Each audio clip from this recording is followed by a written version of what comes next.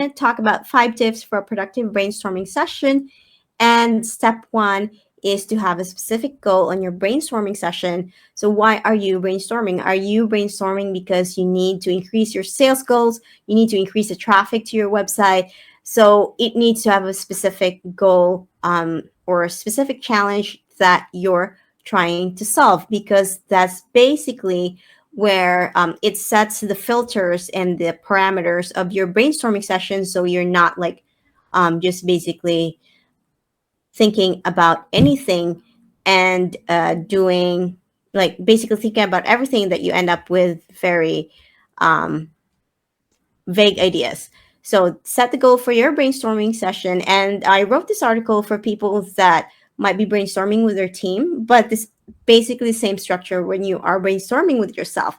So if you are brainstorming with a team, then make sure that you have like a pre-brainstorming session before the actual call. It actually makes the call much more comprehensive and much shorter if people that are attending the call already brainstorm by themselves. So going back to the first tip is to set the goal. So start a document, like start it with a question. For example, how can we get more sales?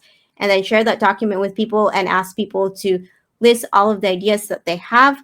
And it's a way for people to, and this is where you can get the creativity out. Just list all of the ideas from all team members without judging them, and then you can actually once you write everything out, then you can use that document in the call. You can go over each idea during the call and see whether it makes sense or is totally out of scope. Because sometimes, let's say, if you are thinking about um, getting more sales, then you have to work with the current resources that you have and the budget that you have. So if some of the ideas are just like um, not achievable right now, then you can cross it off from the list. So that's why it's very important to have that, like, it's a balance between creativity and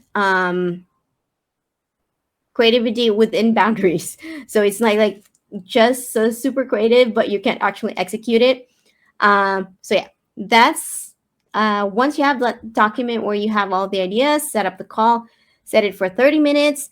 And if you're just brainstorming by yourself, you can also set this for 30 minutes. You can always extend it, but I like doing the 30 minutes because everyone has the expectation that the call will be done in 30 minutes, and they're basically going to be thinking fast. And you can always extend it to 45 or 1 hour if needed, or you can set up another call just if you don't have that like really solid ideas in the first brainstorming session. So yeah, and questions to ask yourself is how easy it is to implement, the potential return from implementing the idea, how it will help you with your long-term goal.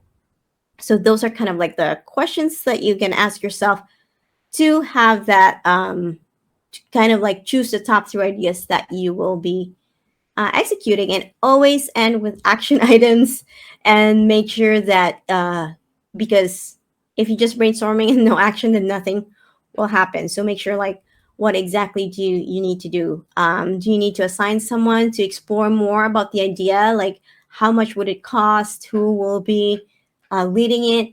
So those action items are basically why you did the brainstorming session, so that you can execute them.